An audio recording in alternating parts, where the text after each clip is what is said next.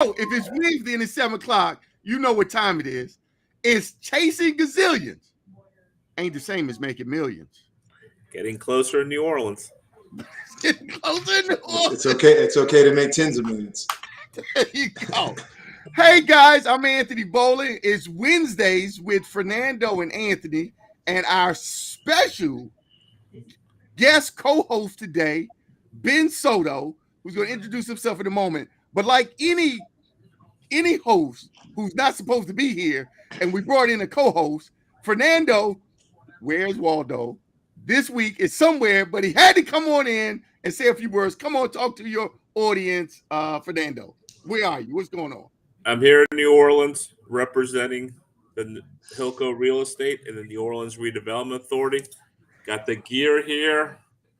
Nice. Logo nice. on it. Here you're representing NORA, the New Orleans Redevelopment Authority, doing what? Selling off 116 properties. We sold off 26 commercial, and we're doing 87 residential today and tomorrow. Day one's over. We take bids all around the clock, and then start sending tomorrow at 12 o'clock. Nice. Say hello to Ben and wish him good luck on his first co-host. And that was it. I'm not going to be on here for long. I'm going to get off now, but I just want to say hi to everybody. I missed the show. I can't. Where are we at? Season what? Where are we? Season 1, episode 18. There you go.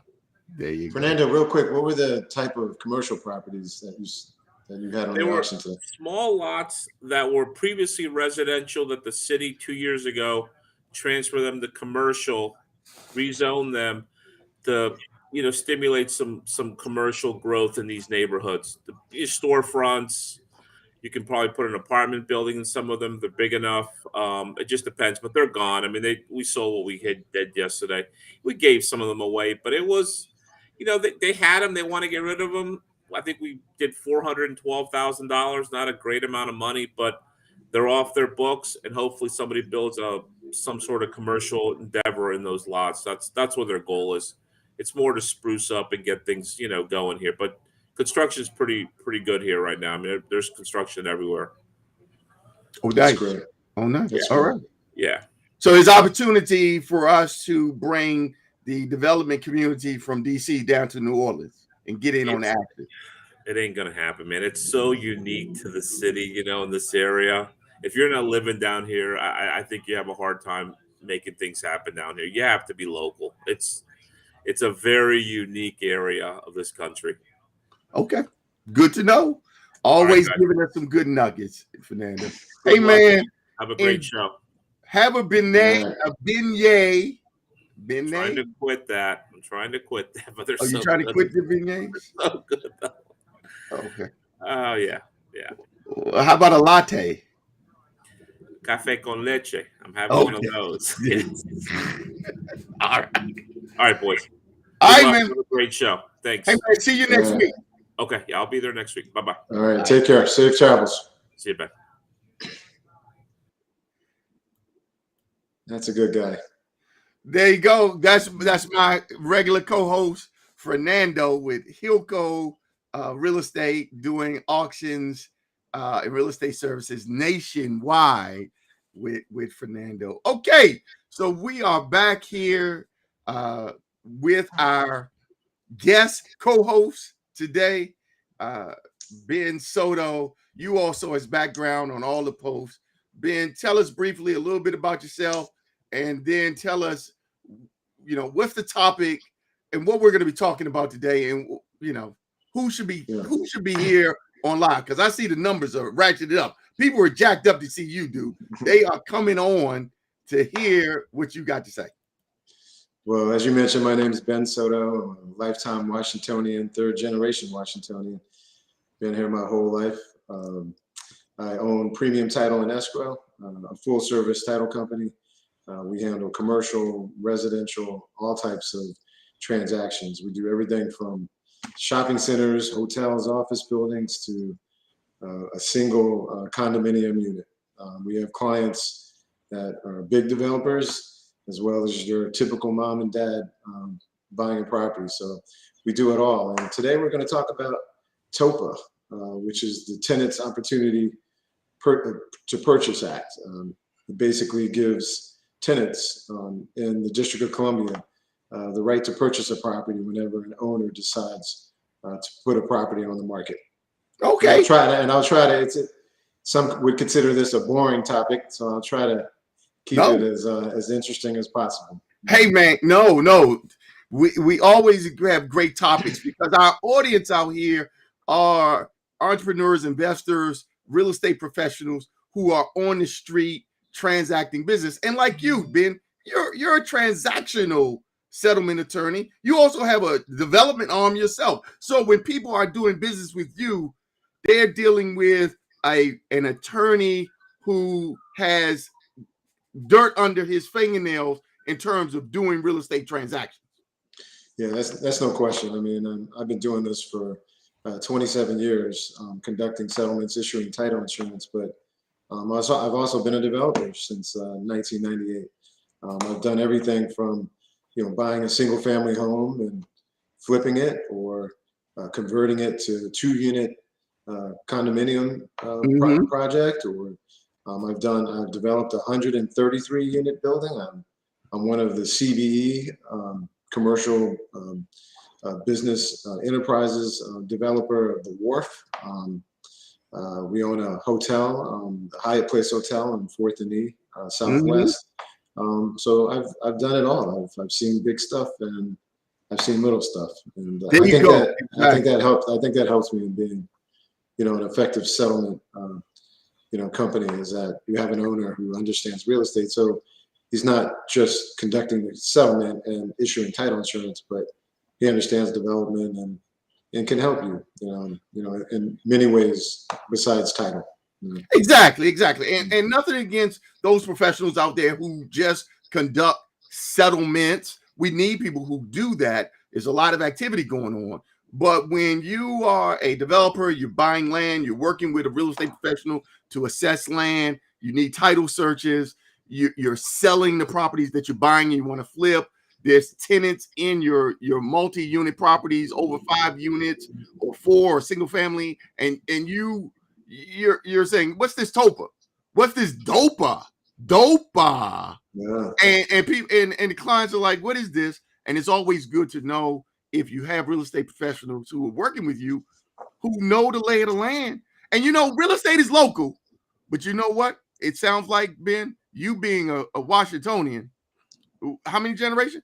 3. My 3rd generation. Yeah. That makes you super hyper local as a professional. I mean, where the bodies are buried and how to get around this town. Yeah, no, I've been here my whole life. I love DC. I would never live anywhere else. Fantastic. Well, look, let's jump right into it then. Let's get going. Why does it say?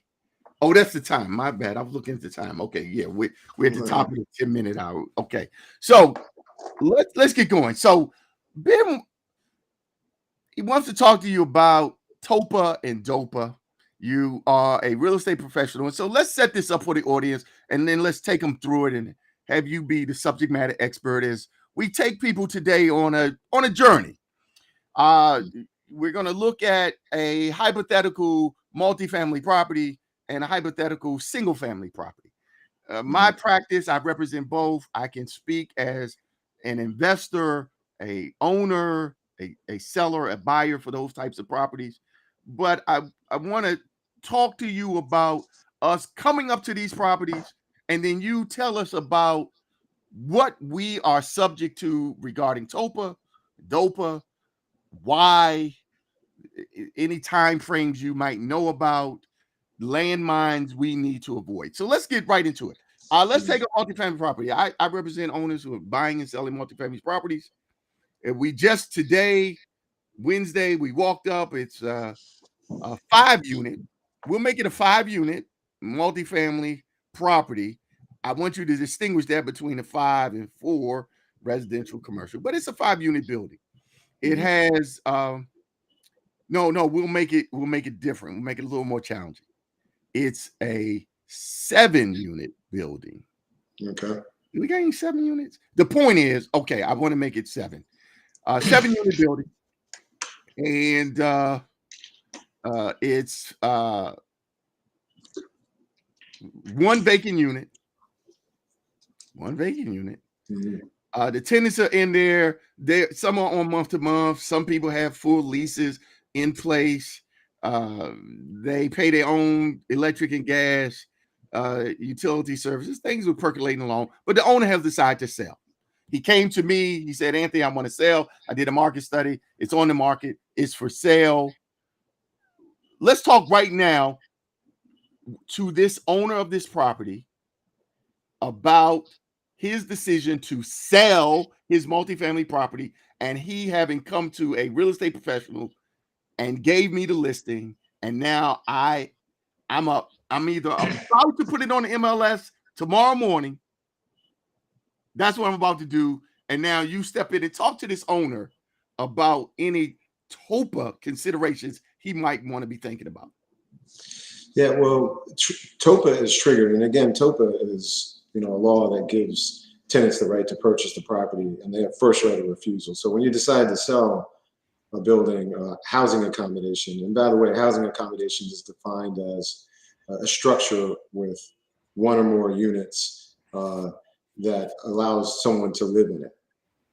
And so that doesn't include a hotel, a motel, an Airbnb. Basically, if the owner is subject to sales tax, like a hotel and a motel are, and an Airbnb, then it's not a housing accommodation. So we're only talking about apartment buildings or potentially single family homes, but we'll get to that later. But what I would emphasize is that, your tenants have the right to buy. They have first right of refusal. And as soon as you decide to sell the building, TOPA is triggered. Oftentimes people ask me, when's TOPA triggered? It's triggered when the owner decides to sell the building. So when you put that listing on tomorrow in MLS, boom, TOPA is triggered. So it's not when the contract is ratified or anything else. It's when you decide to sell the building. So I would emphasize to them that, look, their tenants have the right to purchase, and there's a process. You have to give them notice, and there's a certain statutory period that you have to allow for them to decide whether or not they want to accept that offer of sale notice that you have to send them. Okay. Well, that's interesting. I'm the owner. Now you're telling me these tenants who barely paying their rent now have some statutory rights to buy the property, and they have something called a first right. Like they got to get first in front of somebody who I want to sell this to somebody. Anthony put it on the market. He's gonna put it on the market tomorrow. So you say TOPA is not triggered until Anthony puts it on the market. So me just thinking about selling doesn't trigger anything. It's you listing it with a real estate professional that now triggers your intent to sell, and therefore their right to receive these notices and timelines you were talking about, right? Yeah, right when you decide that you're going to put this thing on the market, that's when it's triggered. So it's not necessarily when you list it. If he's sitting with you and he says, okay, boom, let's list this thing, put it on the market tomorrow morning, but that TOPA is triggered right there. So right when the owner decides to sell it, TOPA is triggered. Okay, great. Fine. So let's talk about who has the duty to give these tenants notice, who has the duty to prepare paperwork and issue it. If the tenants got the right, do the tenants have to go do something? Yeah, no, the onus is on the seller. Although, the seller can, assign that obligation to someone else. He could ask you as the listing agent to administer TOPA rights. He could ask the buyer to do it. I've seen several instances where the buyer has decided to do it on behalf of the seller, but the obligation is on the seller because the seller has to honor TOPA, and that again means that your tenants have the right to purchase. So you have to give them notices to let them know that they have that right, and then allow the process to play out. But the onus is on the seller. Okay, great. So you saying that they got these rights? I have to give them the notice. Do I just send them a note? I just prepare a letter and say, hey, I'm going to sell my property. Talk to my real estate agent. Is there particular paper that has to go to these tenants and do once they get this paper? What should I expect now as a seller? Yeah, no. There's specific forms you should use. The DHCD, the Department of Housing Community Development in the District of Columbia, has jurisdiction over TOPA, and their website is very informative. They have all the forms that are needed for the various properties, whether it's single family, apartment building less than 5 units, apartment building more than 5 units, that you have to use in instances where you decide to sell the building. So there's specific forms you have to use, and there's specific instructions on how to give them notice.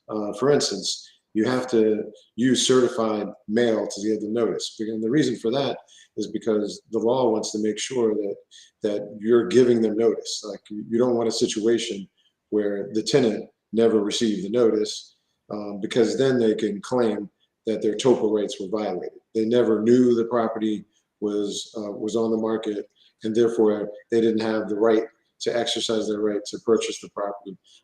So there are rules like that require you to make sure that the tenant gets notice. Another requirement specifically for, and I want to distinguish what the TOPA Law Act requires versus what title insurance companies require, because when apartment with tenants is sold in DC, title insurance insures TOPA.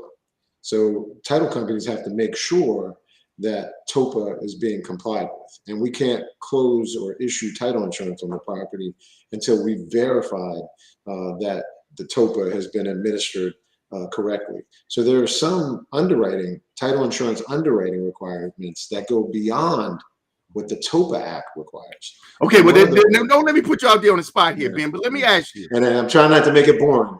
I don't know, because you got my fire stoked up already, man. Yeah. So I want to know, are you saying that the District of Columbia government, under its TOPA laws and regulations, now puts a duty on you as a title company to ensure that the TOPA obligation that the landlord has is properly administered? Is that what you're saying?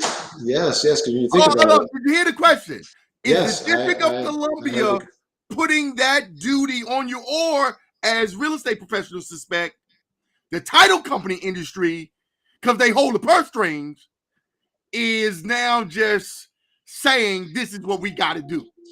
No, I would say, before you answer that, for example, I read those TOPA papers. You know what it says? It says you could serve by certified or hand delivered. Yeah, we need verification that it was delivered. And in fact, you can use FedEx, you could use UPS. But if you do that, you need to make sure there's a requirement that they sign for it. Because if the FedEx guy puts it on their doorstep and then a dog picks it up, chews it up, and then the tenant never gets it, that means the tenant doesn't even know that the building's being sold and they have the right to purchase. So it's important, for at least from the title insurance standpoint, that we have proof that tenant got the notice. Because if they didn't, they can argue that their TOPA rights were violated. And back to your question, though, the district puts the onus on the title insurance company, and they did that by virtue of the fact that they're giving tenants the right to purchase. So tenants have first right of refusal. So when we're issuing title insurance, we have to make sure there's no outstanding interest, that the person owns it, has 100% ownership, and they sold it to the purchaser. So we don't have to worry about someone claiming, hey, I have a right to purchase this property. Title insurance covers that stuff. And so when the law made it a requirement that tenants have the right to purchase, that put the onus on the title insurer to make sure that the tenant, who has the first right of refusal, has that right. And there you go. Well, thank you, Ben. That, you know what, that was a great legal and plain English explanation, because now you're saying, as a title company, in order to pass title to the next buyer, you have to make sure that there are no outstanding liens or interests or rights that might arise to create a cloud on the title and ownership of the property. Well Now that summarized. the city has given the tenants a right, Right. you have to make sure that right has been properly processed and extinguished so you can pass the title on to the next buyer. No That's question. fine. We can't have any outstanding interest, and the tenant has an interest, an automatic interest. Yeah. All right, and you say we can send it certified or FedEx, or you can do it hand delivered. But the key here is that whether you do both or one or the other, you have to be, as a seller, you have to be able to provide to the title company evidence that the documents were properly served on the tenant. Correct. Okay, you can, and by the way, you could also use a process server. A process server can knock on the door to give it to them, and then you get an affidavit from the processor serving. I looked at Mr. Smith in the eye, and I passed him, and I asked him if he was Mr. Smith, and I gave him the notice. I mean, that's good too. You just need to provide assurances that the tenant received the notice. Okay, I like that. Process server is a good one. I've been taping them up on the door and all, so okay. Yeah, well, that's a good example too. Like if title companies oftentimes ask for copies of postings where you post the notice in a conspicuous area in the building. So you put it on the elevator, you put it in the lobby, and you take a picture of it. Yeah. And oftentimes people are smart enough to take a picture and put up a newspaper next to it that shows the date of the newspaper, so that you can show that you put this posting on August the 24th. Sure. Not the day of the closing or the day before. That's right.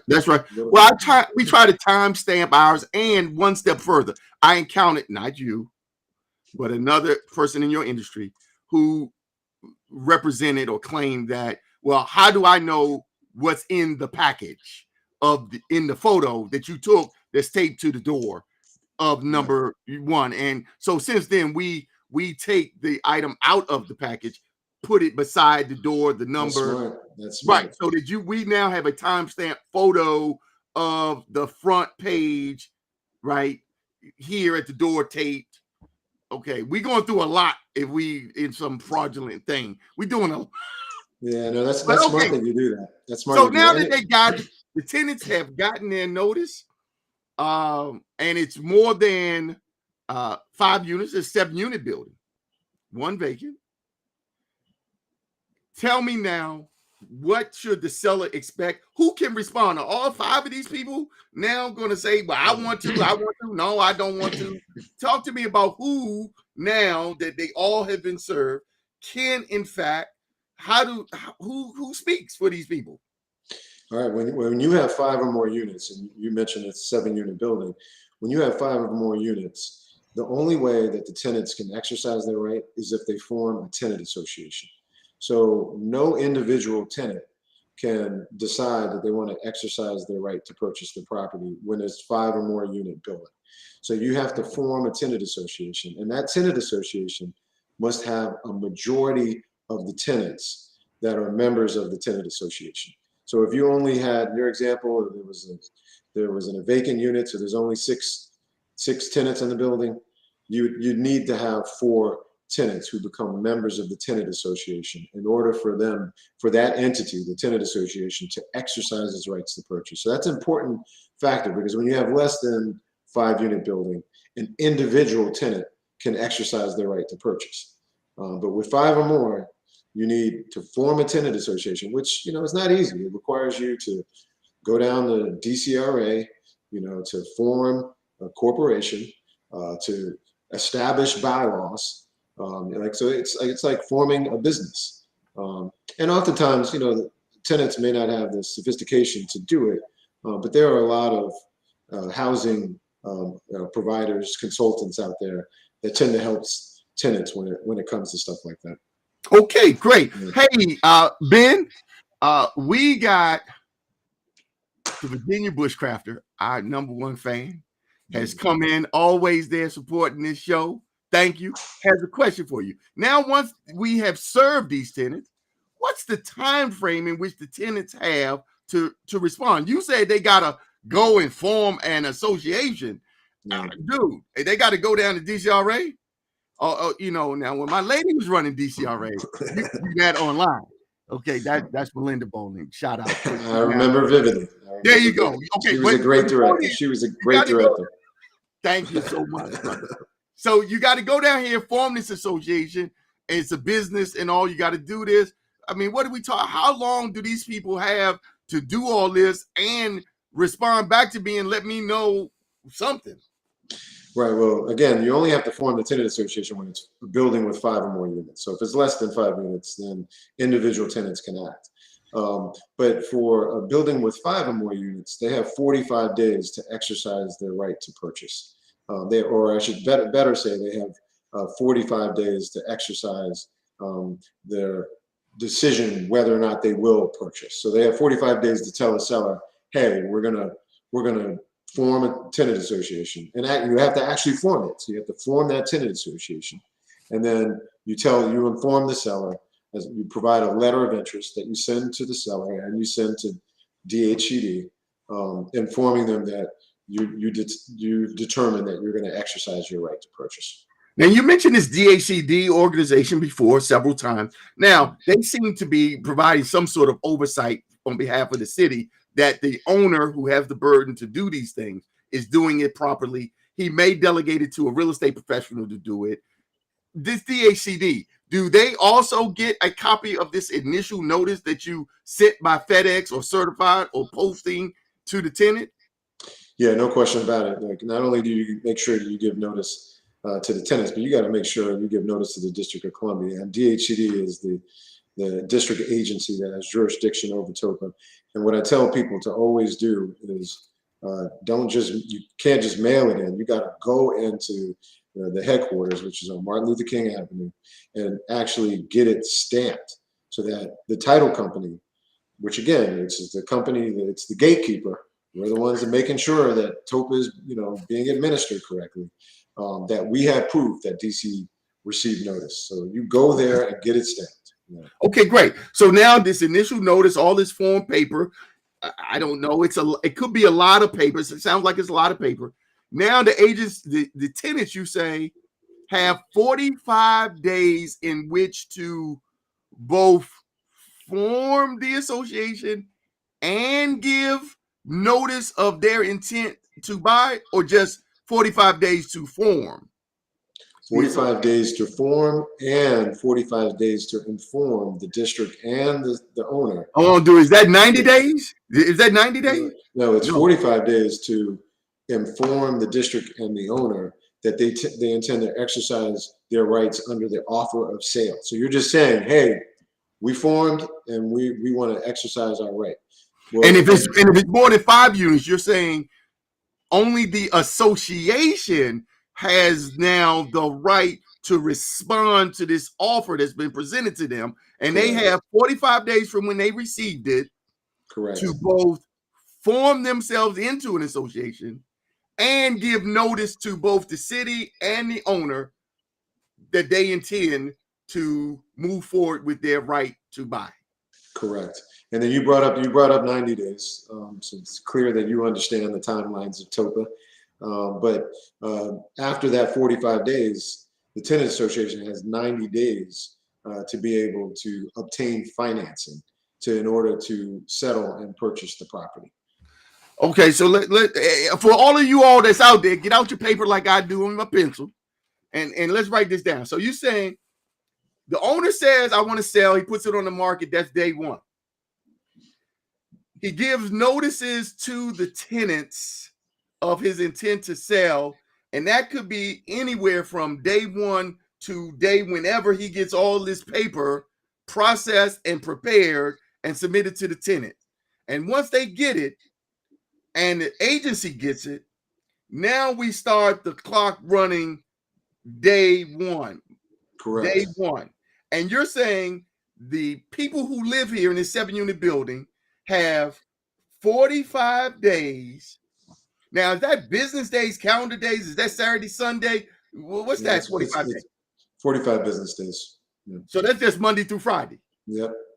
Okay, fine. So they have 45 days, Monday through Friday, to both form an association and issue some other piece of paper called my letter of intent to buy to the seller and to the city. 45 days. And now you just said after they do that, that's 45 days in.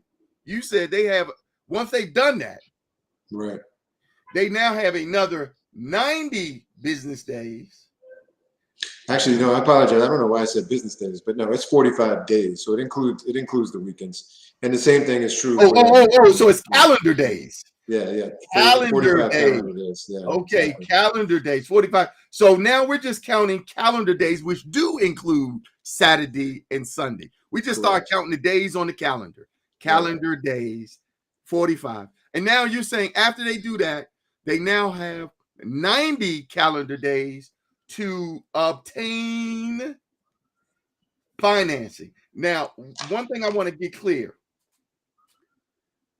If they form and give notice in 15 days, do they still enjoy the privilege of those full 45, or does it stop there once they give notice?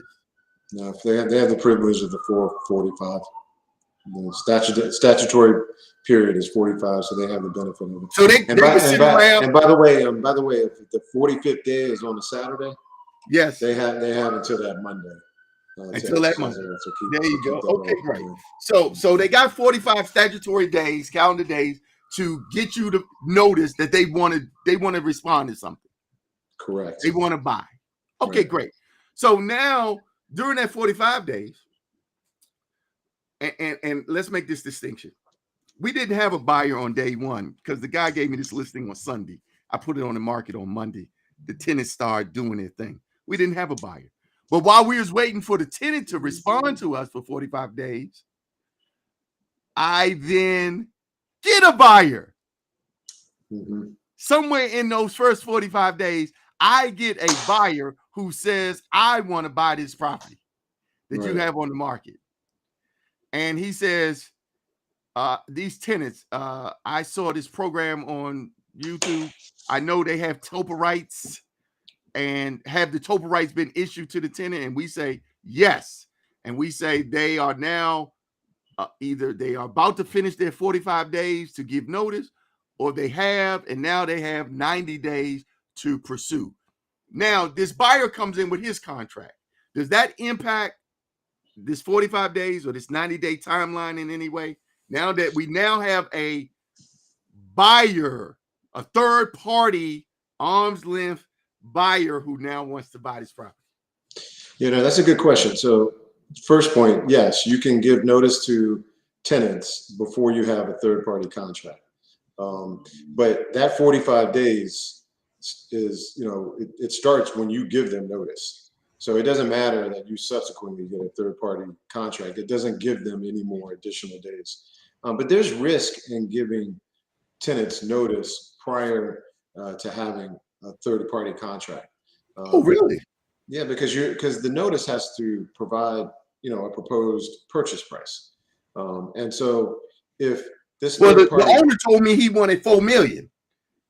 Okay, well, for a 7-unit building, that sounds like a pretty good price. But if you send notice before you have a third party contract and you have the purchase price of $4 million, and then the contract comes in, the third party contract comes in later on and it's at 3.2 million, then you're going to have to, because that price is beyond the 10% of the 400 million, the 4 million that you put on your notice, you're going to have to re-notify them again. So it becomes risky to notify tenants before you have a third party contract, because you may use a purchase price on the notice that ends up being higher than what the third party contract comes in, and you have to re-notify them on that in the event that happens.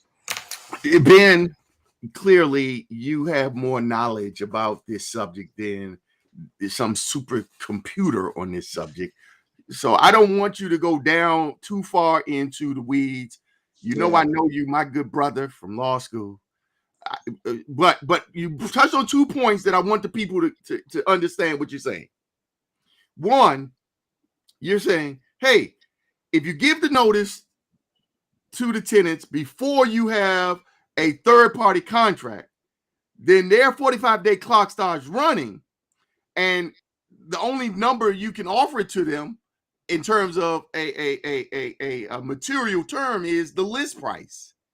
And the list price could be a reasonable number, might be right on the money. It doesn't matter where you got the number from. The point is that's the number that you were offering it to the world, including the tenant. We said $4 million. Now, you said that, but when you get the third-party contract, the risk that the seller now faces is the risk that he may have to start that 45-day time period again, because you said if your third-party offer is greater or less than 10% of the price that was in the initial offering, then now the seller has to start all over again and give these tenants back to zero on the 45-day period. That's the risk that they are facing when they issue the TOPA notice without a third-party contract. They're free to do it, but that is the risk that you're trying to help them manage. That's correct. One of the forms, you mentioned the forms that to be used to give them notice. One of the forms is a TOPA notice without a third-party contract. So you have the right to do it, but it's risky. But if you are confident that the list price that you have on that notice will be consistent with what the third-party contract purchase price is, then it's worth doing, because you're starting the clock faster, and it's hopefully you get to a solution faster. So we see it all the time. I'd say 20% of the TOPA transactions, we close a lot, are TOPA notices where there's not a third-party contract in place. Okay, fine. So it happens. It's a risk. You want to manage it. If you put in a number, you want to make sure you're getting a realistic number. You sellers out there, a realistic number, not the number you want pie in the sky, but hey, this is based on the cash flow analysis that your real estate professional has provided to you. You're working with a trained CCIM who understands cash flow. Now, I'm sorry, this is not my show. I drifted. Hold on. Back to TOPA. Not you, Anthony. Stop. Okay. So the point is that that's a risk you want to manage, about time that you're managing if you're going to restart it. So in this case, we get a third-party contract offer. It's same $4 million. It's not higher or lower than 10%.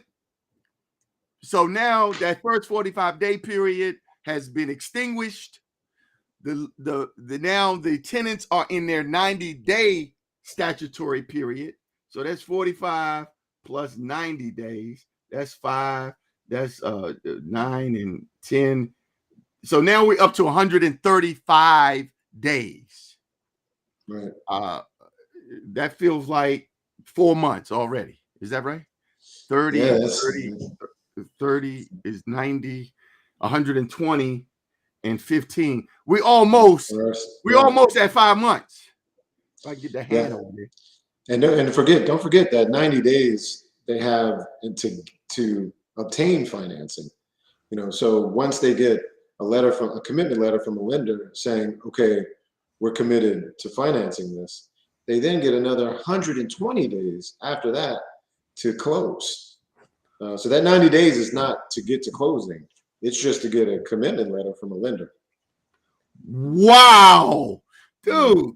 I mean, I'm no mathematician, but you're just saying that after I give these tenants this notice, they get 45 days to think about and form an association and answer if they want to do something.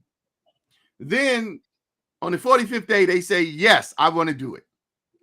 Now you say they got now 90 days to go out and get financing, talk to 3, 4, 89 different lenders, trying to get somebody to give them financing. They got 90 days to do that. That's 135. And then at the end of that 90-day period, you're saying, oh, when are we going to settlement? 120 days from then. From the time we started this journey, we up to 255 days. I don't have my calculator. Who got a calculator out there?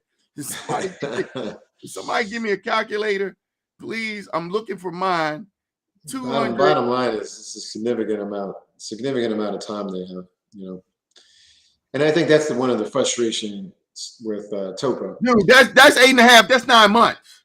Yeah, I mean, that's one of the frustrations with TOPA. You know, as a seller, you know, you have to give tenants the right to purchase, and they can hem up the transaction for 9 months. I mean, it's, you know, 9 months. That can be a game killer for some.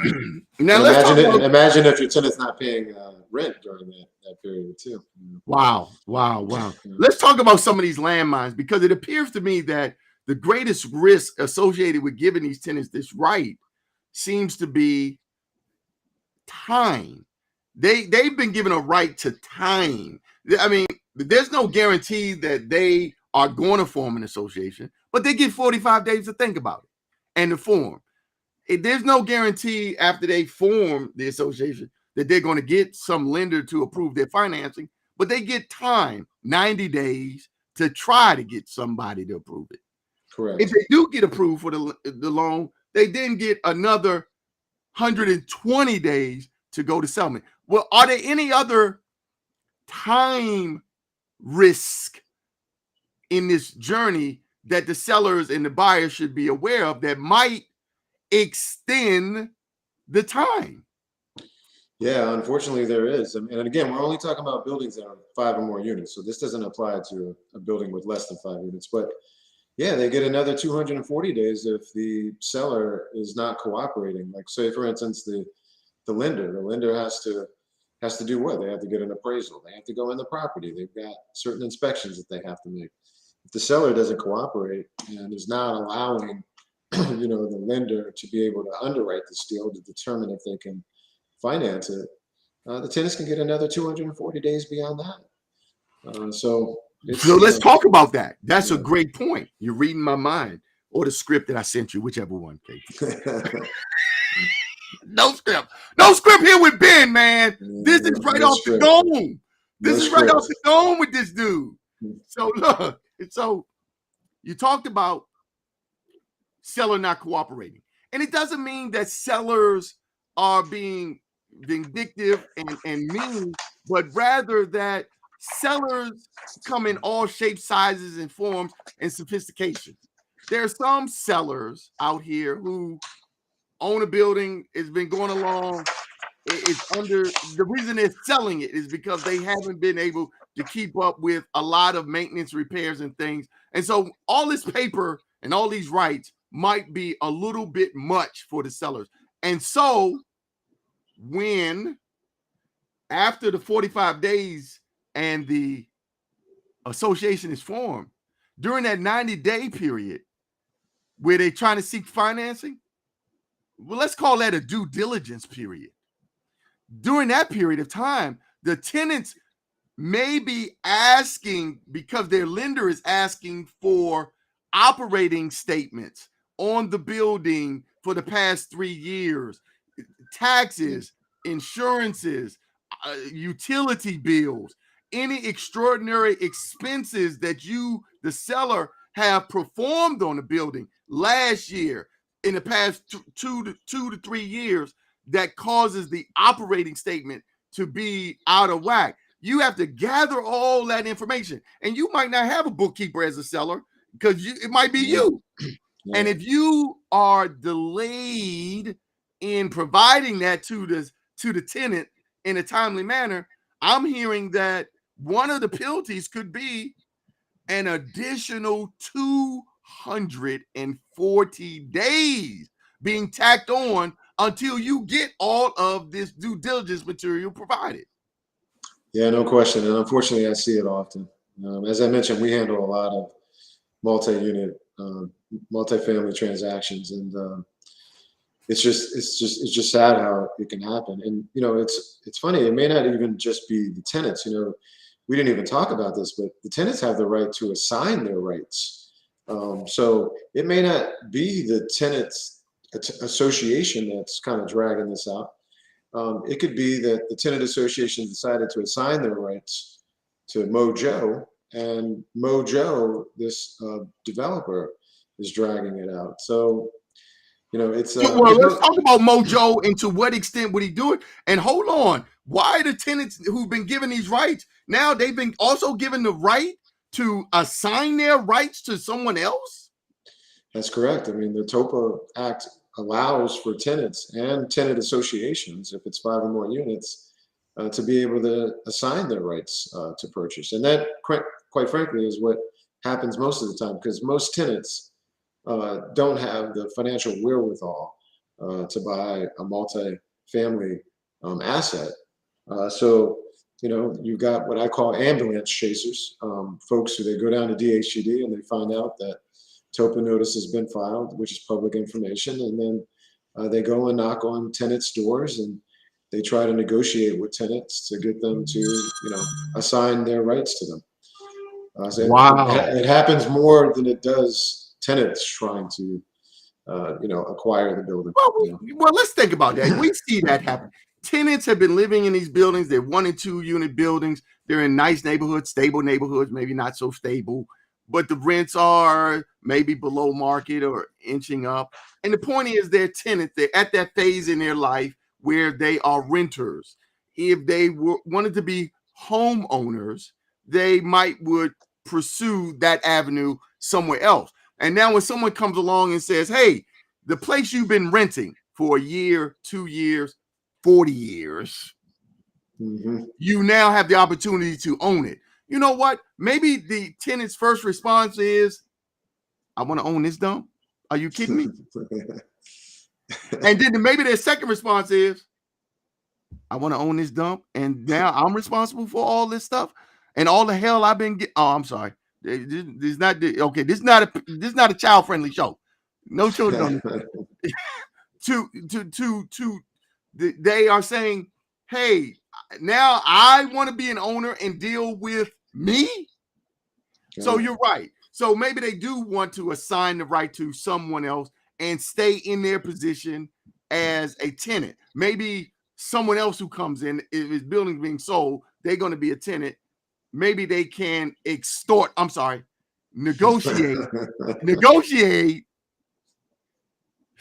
Man, I'm so bad. Negotiate terms and conditions that are favorable for them as tenants, because maybe the current owner, for whatever reason, hasn't been doing it. So talk to the people. I see the people, the questions, dude. The questions are coming in, pouring in. Hold on, but before you answer that, let me throw this one in here. Bushcrafter wants to know. Oh, that's a statement. I participated in one in 1984. It took 24 months from start to finish. It was a 12-unit building, apartment. It was a conversion to condo. Sure.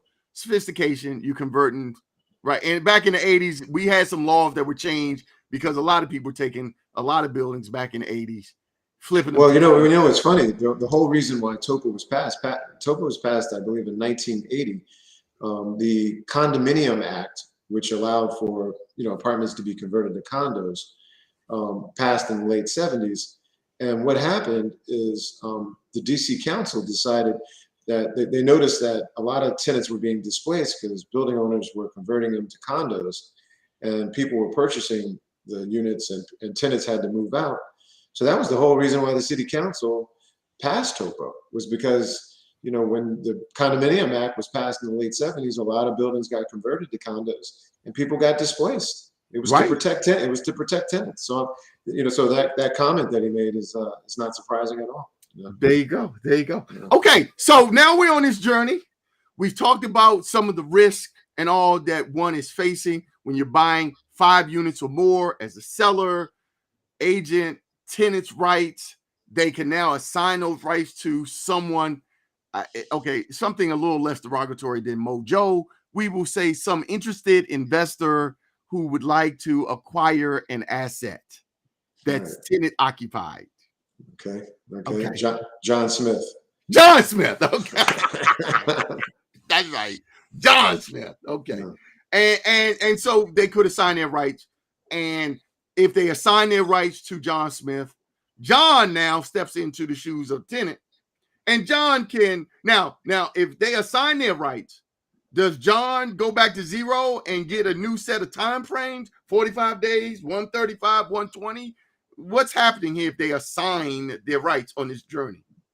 Well, if they sign their rights, I mean, that 45 days, whenever it expired, it expired. So it doesn't get extended.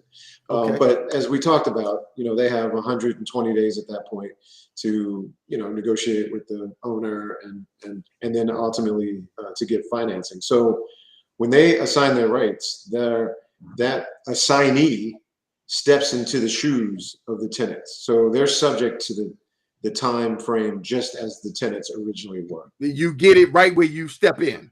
Right. You just step into the shoes of the tenants. There you go. Exactly. To negotiate that. And so whether you've assigned it or not, if the tenants themselves can get the financing or the tenants have assigned it to someone who's going to serve as a shepherd on their behalf, exercise their rights to buy, and both the tenant and the assigner have to face the same offer that the seller. The seller was offering it for $4 million. He has an offer from a buyer, third party, for $4 million. The tenants have to buy it for $4 million. Yes, they have to buy it for $4 million. They tenants now. They can't get a discount.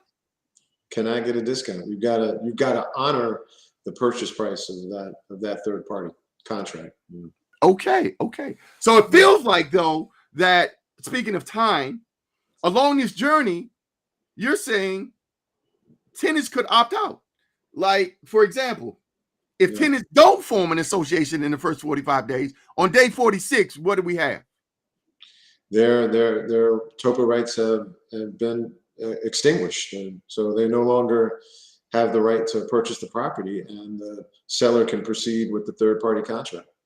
Nice. Which again, we see that happen often. I mean, it's more often than not that we see it. I mean, I don't want to make people think that normally happens, because oftentimes, as you know, Anthony, tenants decide to accept the offer of sale and proceed with trying to exercise their right to purchase the property. That happens more than not.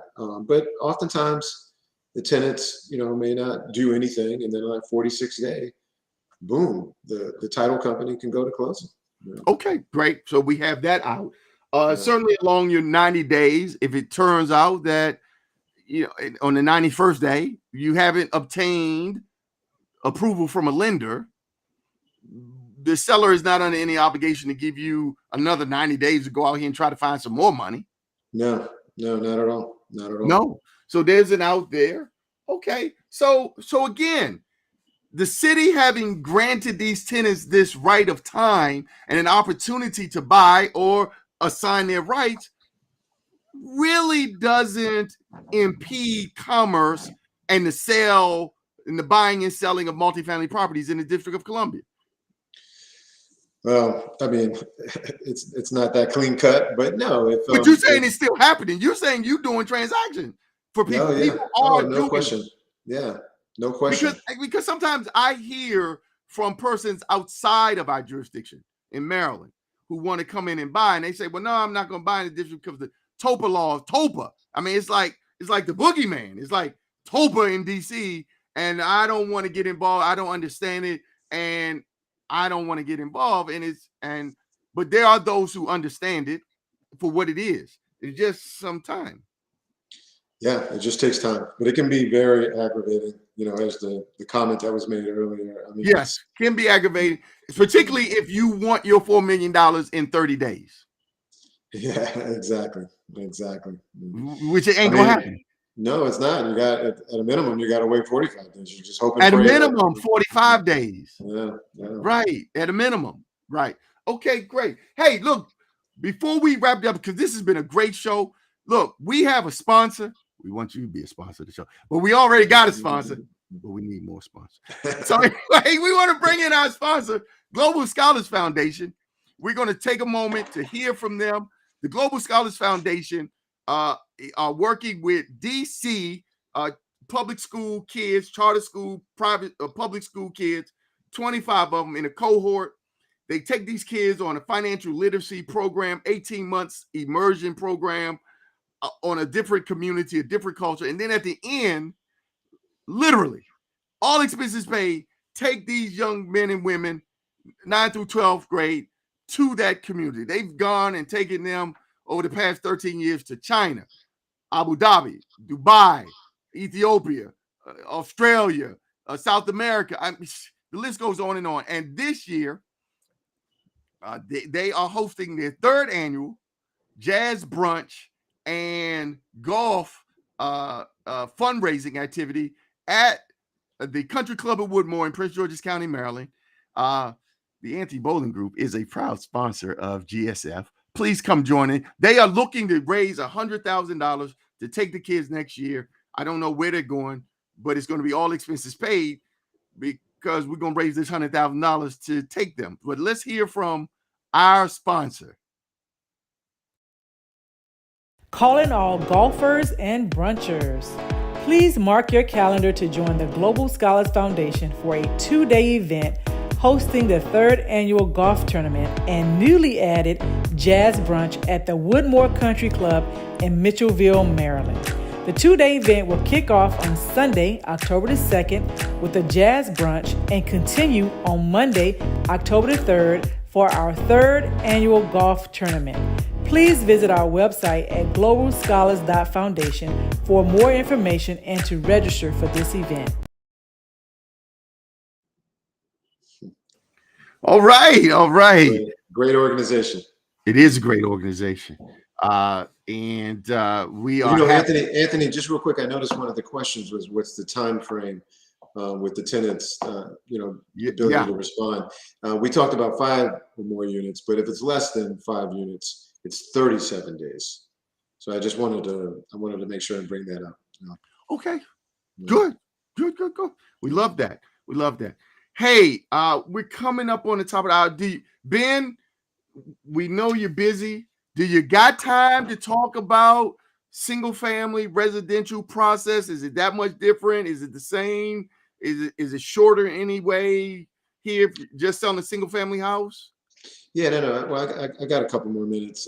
Good. Yeah, in 2018, the DC Council passed an amendment to TOPA that makes a single family exempt from TOPA unless the tenant is a senior, 62 years or older, or if the tenant is disabled.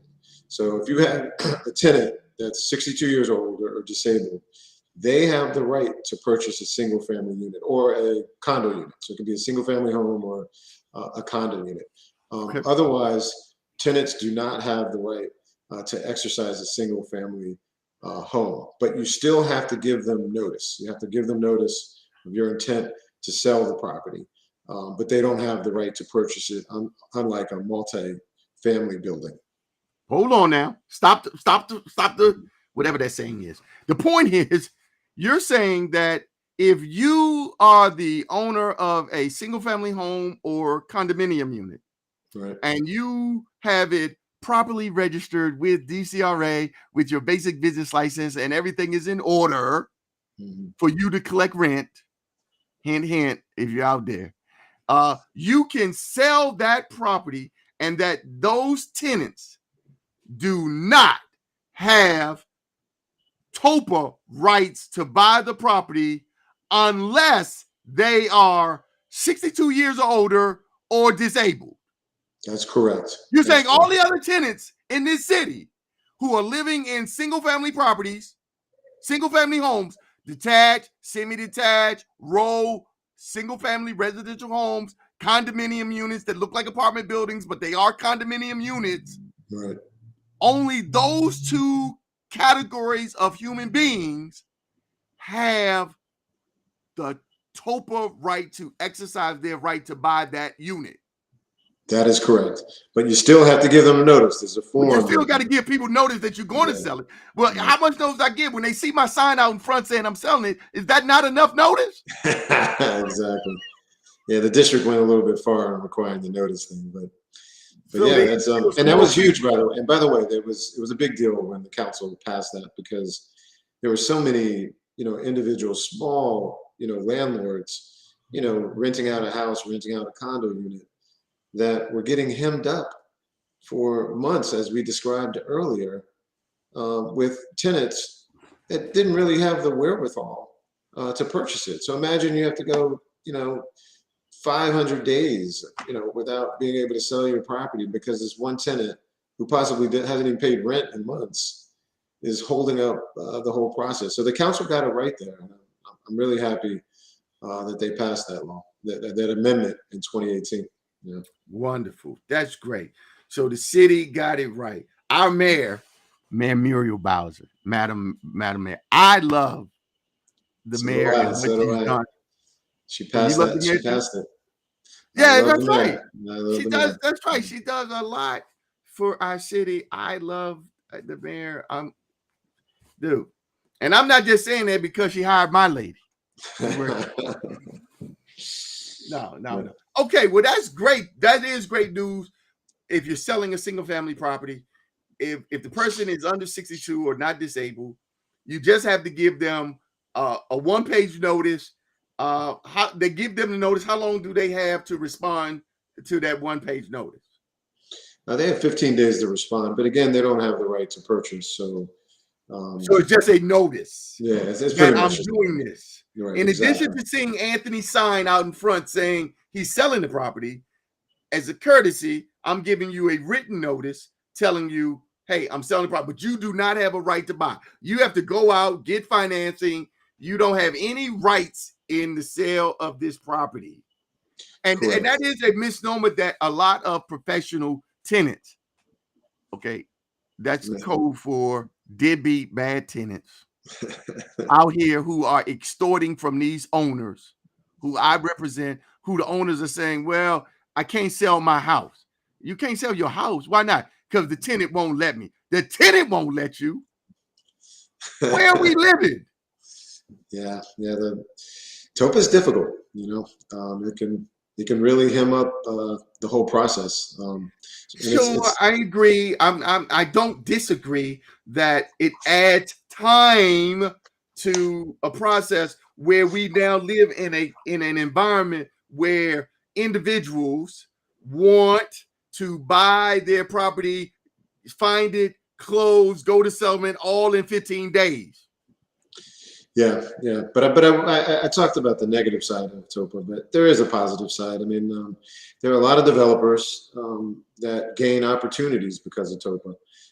We mentioned earlier how tenants or tenant associations can assign their rights. They can assign it to another developer.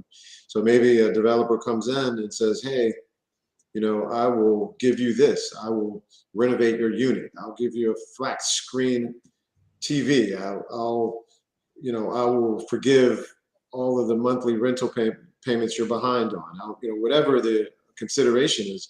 So, and then that developer gained the opportunity to acquire this multifamily building because tenants have the right to assign their rights to these guys. So it's if you're a developer, it's also TOPA creates an opportunity for you to acquire property too. That's the flip side. Sure. It gives them some leverage to be at the table to thereby encourage consideration for something that they have as tenants that is genuinely of value. Tenants are not victims or hat in hand to developers, and they have no say now. The city has granted them the opportunity to be a participant here in the residence in which they've lived and they want to continue to live. I just sold a 13-unit apartment building that it's a beautiful building. 1800 Shepherd Street, Northeast, but doesn't have a laundry. And the next developer who comes in, maybe that'll be one of the amenities that they will be willing to invest in this property by installing a laundry on site. And now those tenants can enjoy a laundry on site rather than going wherever they're going right now to wash their clothes. Yeah, I mean, that's why, again, there's benefits to TOPA. There's benefits in this to the developer and getting an opportunity he would not have if it weren't for the assignment of the rights. But it's also benefits to the tenants and getting amenities, being able to negotiate with the developer to get some consideration. So, and that's the whole intent behind the law. The district wanted to give some rights to tenants so that they can negotiate and get some benefits. Hey Ben, I'm flashing across the screen the Premium Title main office address, 3407 14th Street Northwest, Washington D.C. 2010 Telephone number 202-299-9100. Tell the audience how else they might find you, get in touch with you, do business with you, whatever. Talk to the people. Instagram, Twitter. Yeah, no. Thanks for putting up our property, our office address and phone number. That's a great way to reach me, but also my email address. My email is bsoto, that's SOTO, at premiumtitlellc.com. Hold on. B Soto at Premium Title LLC.com. LLC.com. By the way, you all see me typing here. We say this every week. This is 18th week. If there's somebody out there who can give us some support here, then please consider giving our show some support. There's Ben Soto. There's his email. Ben, dude, we love that you came on as a co-host here this week on Chasing Gazillions. Not the same as making millions. Nothing wrong with making tens of millions, but great job. Exactly. We love that you drop some nuggets here on our audience. It's out there for people to learn, and that's what we try to do here on our show. Fernando and I are just experienced real estate professionals, been around, and we just want to bring on other people like yourself, professionals, so people can have access to great professionals doing great work in our city, in our area. We hope to encourage you to help us towards that $100,000 for GSF scholarship fundraising by lending your name as a sponsor at some level, title sponsor at some level. I love it. To support us, because having you be a part of that will reverberate across the lands that we are doing a worthwhile thing there with GSF. And hey, man, thank you. I'll let you get the last word. Well, I'm not gonna let you get the last word. I'm gonna let you get another word in. Well, thanks for allowing me to be a co-host. Thanks for allowing me to be on the show. I really enjoyed it. Hopefully, the listeners didn't find the subject matter complicated or boring. But I think you did a good job and asking the right questions that listeners who want to buy property or own property can really learn from. So I appreciate being on the show, and thank you for allowing me to be on it. It's our pleasure. Everybody, this been Soto, Premium Title and Escrow LLC. All the best, my brother. All right, let's close the deal together soon. All right, okay, take care. I'm looking for a deal. Yo. Yes, Nate. Yo. All right, guys. All right, take care. Bye-bye. Bye-bye. All the best.